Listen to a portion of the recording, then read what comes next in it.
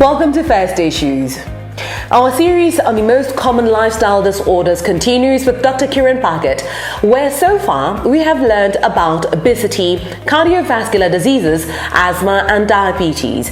We also learned that most of these are preventable and some even curable. Tonight we talk to Dr. Bhagat about an all too common animal, stress. Doc, thank you once again for coming back on First Issues. We're on the fifth, if not sixth leg of our series on the most common lifestyle disorders in Botswana, and today we're talking about stress. I want to believe this is something that a whole lot of our viewers is very familiar with, so please take it away. In terms of lifestyle, stress has had a major impact on the diseases we've talked about so far. And in very simple terms, one can just imagine oneself. I know that I'm a comfort eater. I know that when I'm stressed, I'll reach for a bar of chocolate or I'll reach for a glass of wine. And these are the things that have happened as a result of stress being marginalized, to say, you know what, just take a sleeping pill. Which is what probably used to happen. You'd go to see a clinician or a doctor and the doctor will say, okay, what you need is a sleeping pill to manage your stress, rather than asking what is the cause of that stress. And those are complicated issues which require therapists, which require sometimes psychotherapy or clinical psychologist or even a psychiatrist in some situation. You develop a condition called adrenal fatigue. The adrenals are organs that sit behind and that manufacture adrenaline. Eventually they get tired because you've exhausted the ability of the body to manufacture any more adrenaline. That adrenaline then begins to raise blood pressure because your heart begins to race, your heart begins to thump, you have panic attacks, you get palpitations, you get the shakes, you get the tremors. You want to relieve that by taking a glass of wine, or if you're a smoker, you have a cigarette or you have a bar of chocolate. You become obese, you don't eat well, you don't exercise, you don't sleep well. You wake up at 2 in the morning because you realize that I haven't finished this work, and so you start working at 2 in the morning. You feel tired during the day. Your boss says you're sleeping during the day, and all these things begin to get your nappy in a knot.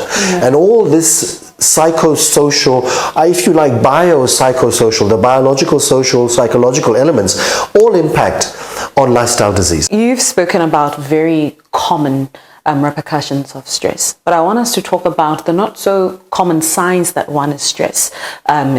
What are we likely to see in a person who is highly stressed and that stress is not addressed? That's a very complicated issue, and I'm not a therapist. Our listeners, I'm sure, are aware. However, you've asked the right person, in the sense that a lot of the people that are stressed eventually are referred to a cardiologist, because what happens is they come with complaints that they'll say naka pelo aite sente. They'll say the heart's not pumping well, I get palpitations, they'll say my heart is swollen, I get this pain. I get this pain that is like a spear piercing my chest. The pain goes into the back. I get this bohatsu. They'll tell you that they get headaches, they get chest pain, they get dizziness, they get numbness, the heart races, they wake up at 2 in the morning and the heart is pounding. And so the general practitioner will say, you need to see a heart doctor. And when we look at the heart, we find nothing. We find the pulse is okay, the blood pressure is okay, the scan of the heart shows the heart is pumping well. Then you begin to tease out, and being in the profession for long enough, you begin to ask questions that have nothing to do with the heart.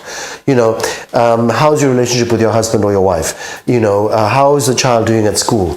Are there financial issues? Are there social issues? Are there emotional issues? Are there eating issues? Is there abuse going on at home? You ask about emotional scars. Did something happen 2 or 3 years ago? Was there a divorce? And all these things begin to intertwine, and the individual is not aware that what has happened is the body, what we call in medicine, has somatized, which basically has converted the emotional, psychological issues into physical illness. Because it's easier to deal with a physical illness than an emotional illness. It's easier to take a pill. It's easy for me as a doctor. I can give you a pill to slow the heart rate down. I can give you a pill to control the blood pressure. I can give you a sleeping pill to make you sleep. But I have not sorted out the problem. Yeah. So the issue in terms of how it presents is in a number of ways. You could get a constant headache, and that headache is because you haven't slept. The answer is not a Miprodol or a Genpain or a Compral or a Grandpa. The answer is, why are you having a headache? Why am I getting palpitations when the doctor says, Belo isiam? The series continues again next time when we talk about chronic obstructive pulmonary diseases with the good doctor. For now, we have come to the end of the show. Good night.